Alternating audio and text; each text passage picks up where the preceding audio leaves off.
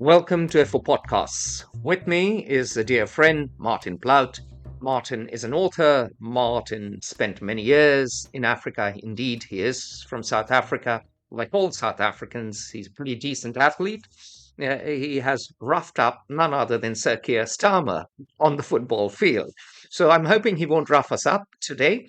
Martin, welcome. Thank you very much, and I promise not to rough you up as long as you don't play football. Today we won't be playing footy. Anyway, we'll be having a conversation, and it's a serious conversation. It is making sense of the new rising tensions in the Horn of Africa. Now, the Horn of Africa is that part on the east of Africa that juts out towards the Middle East, and it is a strategic location, has been for, I would argue, centuries, and it was certainly so during the age of empires. And today, that part of the world is again seeing rising tensions. So, Martin, paint us a picture of what is going on.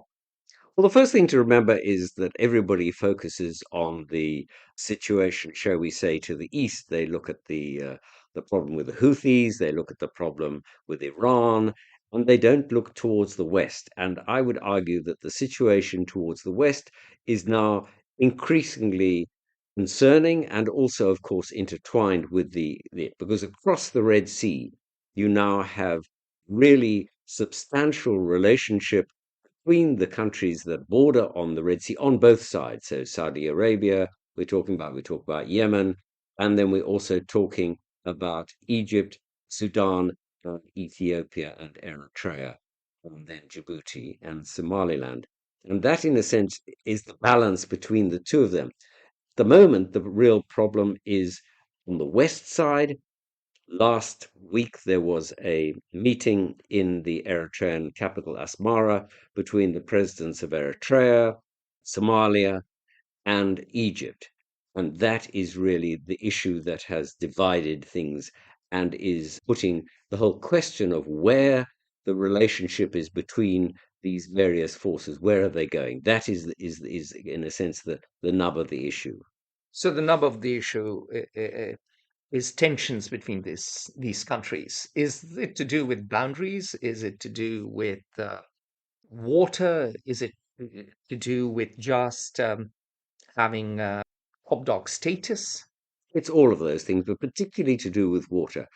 Essentially, there is one relationship which goes back at least 5,000 years, and that is the flowing from, of course, Uganda and from Ethiopia, but in this sense, coming from Ethiopia, the Blue Nile, and the Ethiopians built a huge dam on the Blue Nile. Helped by the Chinese, who are the great experts in dam building, have been for centuries, Indeed, actually millennia. Their first hero is an engineer who built a dam on I the can Yellow River. I can believe it. But interestingly, the World Bank and IMF wouldn't get involved. It was too dangerous, too politically sensitive. And so the Ethiopians actually raised the money almost all exclusively themselves. They paid for it out of their own pockets. They built this dam, as you say, the Chinese provided a lot of the turbines and the technology, and it's very close to Sudan. It's purely a hydroelectric dam. It's called the Great Ethiopian Renaissance Dam, and it is a hydroelectric dam. It exists now. It's been filled. It's almost completely filled. But the Egyptians are incandescent with anger about it because they say that this essentially threatens their lifeblood, which is the Nile. After all, I think it's 98% of all water for Egypt comes from the Nile. They get almost no rainfall whatsoever. So if they don't get the Nile, then they are in complete disarray. And they are aware of this, and they have been attempting to say to the Ethiopians, not just recently, but for many, many, many years, you may not use this water. Now, the Ethiopians turn around and say, hang on, this is a hydroelectric dam. All we do is we put it up, we draw off the power, we let the water through. We're not using any of it. It's right next to Sudan. We don't grow anything there. We're not using it for irrigation. But the Egyptians are not at all placated by this, and I can explain why if you want to go into that in more No, detail. no, I certainly do. And one of my friends who retired many a moon ago from MI6, he mentioned that the building of the dam changes everything because today they may not be using that water for irrigation, but that entire part of the world is arid. And he also mentioned that there is increasing salination in the Nile Delta, and population of Egypt is extremely high and it's extremely dense. And he foresees lack of water in the future as the greatest driver of instability in the entire region. And he picks out Egypt as the danger spot, not Saudi Arabia. So there are people thinking about it. There are people drawing up scenarios. So it's of great interest to go dive deeper as to why the Egyptians are incandescent. Well, let me put this from the Ethiopian point of view, which is more, which what I know about than the Hmm. Egyptian point of view. But the Ethiopians point out a couple of facts. First of all, that all the water that they are using rises in their own country. You're quite right. Most of the rest of the region is arid, but Ethiopia gets a decent amount of rainfall, and they say, why should we not use our own water? Hmm. And when the Egyptians say, ah, but we have treaties, the Ethiopians say, yeah, these were colonial treaties. We never signed them. They were Hmm. signed with the British and various other powers. So, you can take your treaties and use them for whatever you wish. So that is the one point. The other point is, if you actually look at what the Egyptians do, they haven't just used the existing water, they have done many things. One of the things is to actually increase the amount of land that they provide water for their agriculture Sure. in the Sahara, in a number of depressions. They irrigate it. They have also pumped the water under the Red Sea and they put it into the lands in the Negev, and they have been growing there. In Of course, Sinai. sorry, yes, they are welcome to do that. But the Ethiopians say, hang on, why are you now allowed to expand the areas of your agriculture Yeah. when you say to us, you can't even use your own water, provide electricity, and we're not using a drop for agriculture? You could say it's good old Egyptian imperialism and Well, racism. well, well, quite. You know I don't want to go back too far in all of this, but if you look, one of the earliest examples of slavery comes from 2900 BC. On the second cataract of the Nile is an image of Egyptians beating Africans who are wearing what are called coffles, which are chains or chokers around their necks. Yeah. Now, those were Sudanese or Ethiopians, nobody can be sure Yeah. because it was not absolutely clear. But for the next 5,000 years, Africans have been transported up the Nile to be slaves. Yeah. And the Ethiopians, frankly, are not prepared to do it anymore. I mean, it's a bit of an exaggeration, but that, in a sense, is the relationship. One blames Britain for the slave trade, and that is indeed true. Britain did carry out the highly profitable slave trade. The Portuguese did the same in Brazil, the Spaniards too. But everyone forgets the Arabs ran an older slave trade, Of and course, they shipped slaves not just from Africa, but also from India. absolutely It true. was actually the Turks who did it, but they ended up in the slave markets of Baghdad. Yeah, So there is this sense of superiority amongst the Arabs of dominating the region, and in particular, dominating Africans. yeah. But I mean, the current situation, in a sense, goes back to the 1870s. And I don't want this to be a history lesson, but it No, sort no, of it should be a history lesson. I think history is important if you want to make sense of it anything. is perhaps important because in the 1874-5 period, Emperor Johannes was confronted by the Egyptians, and there were two very, very important battles which were fought between the Ethiopians and the Egyptians. And the Ethiopians under Johannes beat the Egyptians, and that is why Egypt was not able to turn Ethiopia into a colony. They did take areas of the coastline, but they were not able to take the country as a whole. Ethiopia became a substantial force, and then under the Emperor Menelik II in the 1880s and 1890s becomes a much bigger one. They actually then expand not just southwards, but eastwards and take in whole of Ogaden or most of the Ogaden and many, many other forces. And this is the moment at which Ethiopia becomes a true empire. And by an empire, I don't just mean that it was large, but that it also dominated many, many other ethnic groups. So there Exactly. are about 80 or 90 ethnic groups that are now inside Ethiopia, whom Ethiopia says are Ethiopians. But for example, the Somalis, who are in the east, say, well, yes, we are sort of.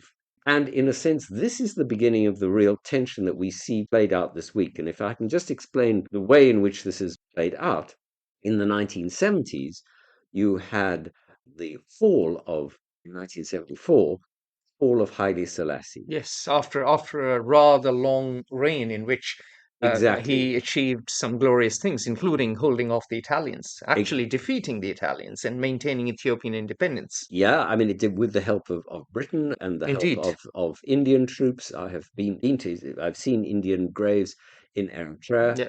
and the Sudanese as well. So the Italians were defeated in the 1930s and 40s. In by 1974, Haile Selassie, the Ethiopian emperor, is really running out of road. He mishandles a terrible drought, which is now long forgotten and is overthrown by his army, who put in place a military dictatorship which begins to move towards the Soviet Union. Yeah. And at this point, the Americans who had been backing the Ethiopians begin to move away from Ethiopia and begin to move towards the Somalis. And they support the Somalis rather than the Ethiopians, and the Ethiopians under the Derg, as it was called, the military committee, and begin to get assistance from the Soviets. At this point, there is trouble in the Ogaden, which is, as I said, is the Somali region of Ethiopia in the east of the country, which was taken by the Ethiopians in the 1880s, 1890s. And gradually, President Siad Barre, who was the president of Somalia, gets drawn into it. His wife is from the region. He gets drawn in, and he finally sends troops across the border and comes close to taking the major town of Harar, which is in the east of Ethiopia, a very famous town, Mm. actually, with a great cultural history. At this point, the Soviets press the panic button and they start putting arms and equipment, advisors, and Cuban troops into the region. At one point, a Russian plane with troops was landing every 20 minutes, and they were providing huge quantities of assistance to the Ethiopians against the Somalis who were being backed by the Americans. So you have a Ah, sort the of good old Cold War, eh? exactly, you have a proxy war between the two sides. And the Russians, to put a not too fine a point of it, win this particular contest, and the Ethiopians push the Somalis all the way out to the Somali border. But the Somalis never forget this hurt, this defeat that's been inflicted on them now for the second time. So the first they lost to Menelik, the second, and then they lost to Mengistu and the Derg in the 1970s. So they are now It's stuck about in 80 Somalia. years apart, 70, 80 years apart. They have two defeats, and Two it's a defeats by huge blow to Ethiopia. the Somali pride. Exactly. Somalia has a five-pointed star on its flag. The 5 points represent northern Kenya, Somalia, Somaliland, Djibouti, and the Ogaden region of Ethiopia. Every Somali knows this, and that is what they see as the Somali nation. So you can imagine this is not something that they have forgotten or as anybody has glossed over. Yeah, and the Kenyans are nervous. I have a very dear Kenyan friend who says off the record that were the Somali troops to show up, our Kenyan troops would just disappear. We're not exactly a great fighting force. Well, I'm not going to go into that, but there certainly is. I mean, the Somalis have been, you know, in a sense, in confrontation, or at least in concerned relationship with the Ethiopians for years and years and years. At the same time, current government, because they were facing Al Shabaab and the Islamist groups that they've been fighting now for a long, long time, were supported by Ethiopian troops who've been in the country trying to help the government to suppress this rebellion with very, very little success. The Americans have also tried to suppress them again with little access. So there is not a lot of success in confronting them. We now move forward to the current situation, and the meeting in the Eritrean capital, Asmara, comes in the wake of a number of different things, one of which was the war between Ethiopia and Eritrea on the one side, and the Tigrayans, who are a highland group of Ethiopia, which ended in 2022, which was a terrible that brought Eritrea and the Ethiopians on one side. But the Ethiopian Prime Minister Abiy has basically decided that he needs to mend fences with the Tigrayans, and so has gradually moved away from his relationship with the Eritreans. The Eritreans are furious that they were unable to crush the Tigrayans, who were their great enemy and have been for a long time. And President Isaias of Eritrea, who is anything but a Democrat, has basically shifted his relationship, and the distance between him and Prime Minister Abiy has increased substantially.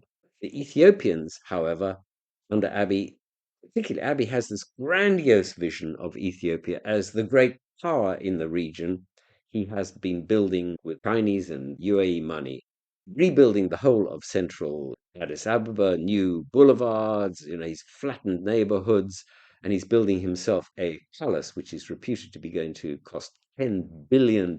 I mean, how this Ooh is la la. unheard of. Exactly.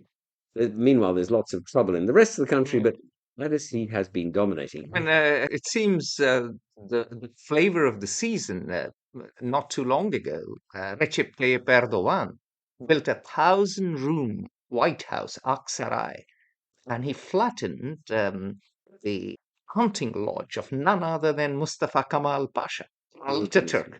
Goodness me. He flattened it and he built this palace. And it was a statement that now the Ataturk vision of Turkey, yes, I'll pay lip service to it, but it's dead. And I'm the new Sultan in charge. And we are going back to some Ottoman era. Right. Putin also built a huge, palace for himself. Everyone seems to go in for Yeah, company exactly. of I'm these great surprised fashions. Boris Johnson didn't. He wanted to be world king. Poor chap is just writing books. I know. Well, there isn't room in London for 1,000 rooms. Anyway, let's go back to Prime Minister Abiy, who now runs Ethiopia Mhm. and is pretty ruthless. And he now has a vision which he believes that Ethiopia has been constrained by the fact that it is a landlocked country. It has no access to the sea after it lost the Eritrea, which was part of it, until 1991. It is true that it is constrained by lack of access to the sea. Every Yes, it is. power that loses coastline dramatically sees a drop in their economic growth trajectory. That all this is true. Anyway, so he says we must re-establish the Ethiopian Navy, which once existed. It certainly existed, based in Eritrea, in the ports of Massawa and Assab, and it's time to get it going again. And we don't mean in Lake Tana, which is in the center of Ethiopia. They mean the on the Red Sea. So the Red Sea comes back into play because Prime Minister Abiy now says, He and we are wants going it. to. He wants it. He wants it, and he is going to put it in Somaliland.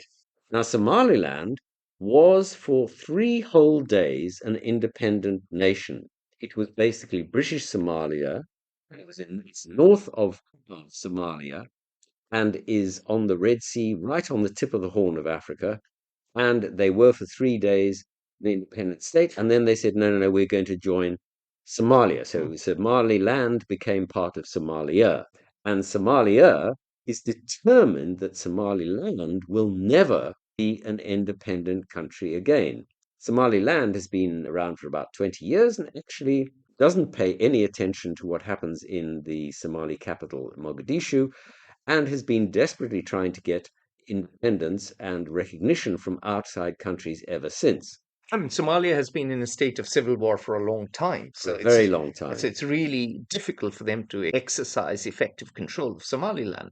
Exactly. And so the Somalilanders said, Hallelujah, Ethiopia wants to have a port, and when we give it its port, it will recognize us as an independent power. And this will then break the dam because a lot of people, including Britain, have always said, look, if African countries begin to recognize you, Mhm. maybe we will as well, but we won't be the The first to first, do yeah, it. exactly. So, in a sense, somebody has to take the decision, and the question is, will it be Ethiopia? But of course, this has left the Somalis absolutely furious with Ethiopia, even though their own government depends on Ethiopian troops for their security. It's a Game of Thrones. All we need is a few, steamy love affairs thrown in. I'm sure we can arrange them. There's plenty of violence, not enough sex in the story yet. At the end of this year, the current deal with Ethiopia will run out. There'll be a new one run by the African Union, and the Ethiopian troops will not be in Somalia anymore. They'll rely on other troops. Exactly who, we'll have to wait and see. Could be Rwandans, could be Kenyans, I don't know. But Well, anyway, the Rwandans might be useful, the Kenyans perhaps not. well, I'm not going to talk about them. So you can see that the potential tensions racking up here, which is why when the Egyptians see this as a great opportunity to have a go at Ethiopia over, remember where we began, the dam and the Nile, Exactly. by going Egyptians could provide the troops in Somalia because Egypt has a big army run by a exactly, military dictatorship. exactly. But so Oh, sorry, the country is run by a military what they've dictatorship. done is that they've gone behind Ethiopia and are starting. They've sent two shipments of weapons to Somalia, and they've sent some troops there. So Excellent. exactly what you are foreseeing is in fact coming about. So you have the Eritreans who are annoyed with the Ethiopians because they didn't crush the Tigrayans. You have the Somalis who are furious with the Ethiopians because they are potentially going to recognize Somaliland Somaliland, and get a court. get a And you have vote. the Egyptians who hate the guts out of the Somalis because they are, in The their view, Ethiopians. Ethiopians. The Sorry, Egyptians hate sorry, the sorry, sorry. Ethiopians. Yes, I'm The listening to Egyptians, you very no, carefully, right, Martin. right. I'm sorry, I'm getting my countries mixed. The Egyptians hate the Ethiopians because of the Nile. So Yeah. you have three countries which are furious with Ethiopia. They get together and they say that we are going to have a relationship, including a security relationship. So all I say is watch this space. If you have this much anger, Yeah. this much fury, and these countries coming together, things are not in a good state. Now, of course, the other thing that you have to remember is that Sudan, which is the other potential player in all of this, is in a state of complete meltdown and civil Yeah. war. Is And South Sudan doing better? South Sudan is a complete and utter mess. And Okay. And so is Sudan. yes, but so is Sudan. Yeah. And Excellent. So the creation of a new state didn't bring peace and harmony oh, and free love. not at all, I'm afraid. But Sudan is by far and away the bigger problem Mhm. because the country is now being armed by everybody under the That's true. sun. You have the Russians sort of playing both sides in the civil war. You have the UAE playing both sides in the Hmm. civil war. Now, in our little nexus of Ethiopia on the one hand and Egypt, Eritrea, and Somalia on the other, it is mostly the Sudanese army that is in relationship with Eritrea, while as the RSF, are in a sense the rebels under Hmm. Hameti, who are having a better relationship with the Ethiopians. Hmm. So you can see all around there are potential tensions, relationships. The real question is now, is the UAE, which is the paymaster in many of these relationships, going to turn off the taps on anybody?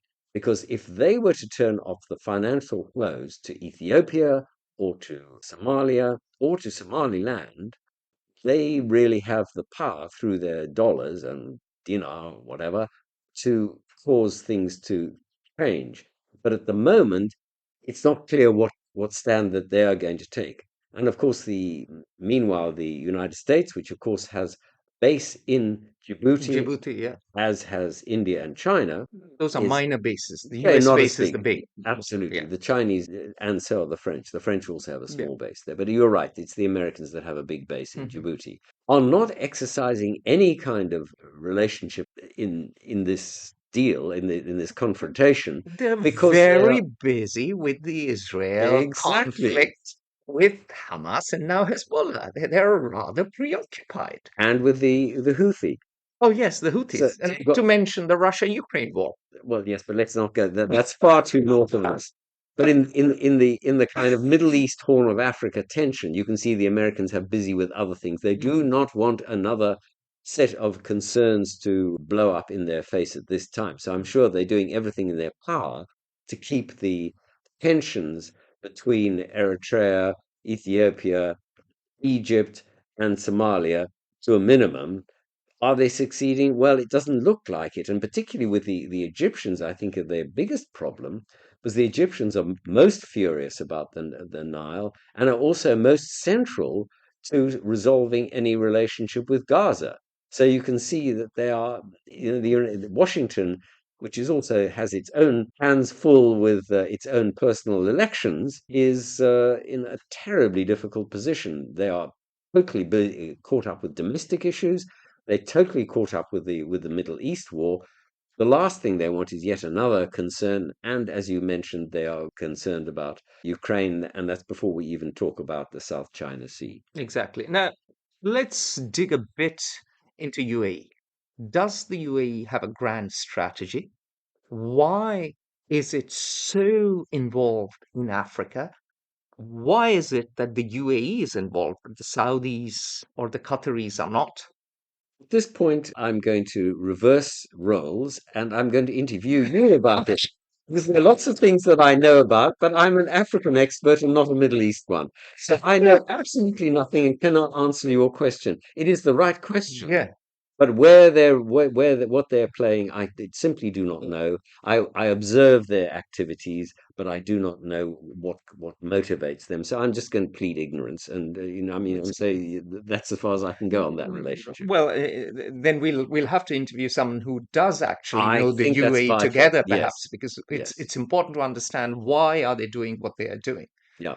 I mean, that for a long time they have been determined to expand their influence. Yeah, The other power, of course, that is expanding its influence is the one you mentioned before, which is Turkey. And they are yeah, also involved all the way down into Somalia and would like to extend their empire back to what it once was under the Ottomans. yeah. Uh, They don't have money. That's the good mm, thing. They have military know-how and they have a lot of swagger. They do genuinely believe that they were born to rule. They have a sense of entitlement that they are great power. And to be fair, the Turks are the most organized power in that region. That's also they luckily don't have the money to do what they want.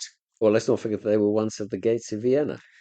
Yes, where I've just been to, but today it would be a miracle if they get to the gates of Baghdad. Well, anyway, so I'm afraid that all we can really do at this Yeah, point is to say that the Red Sea is a critical area yeah, that you, if we want to understand what's going on there now, we should not only look to the eastern side of the Red Sea, look to the western western side side. as well. Look at what is happening in Egypt, in Sudan, Yeah, in Somalia, and Eritrea, and see how they are relating to Ethiopia and why this is more than just a concern for the region. This is a concern for, I think, the stability of the whole area. And you mentioned recently to me that you thought we were in the prelude to World War One. And in a sense, World War One had as many kind of players as this does, but you yeah, can see how a war in a far off land of which we know little yeah. can spread across a region and cause instability. And that's what I think why we should be concerned I agree. about the sources of the Nile and its relationship to the Middle East. Final question. You mentioned China, and we haven't talked much about it. How closely aligned is the Prime Minister of Ethiopia to China? And how strongly are the Chinese supporting Ethiopia? Because we have a precedent of the Soviets supporting Ethiopians in the past. Could the Chinese take a leaf out of the Soviet book?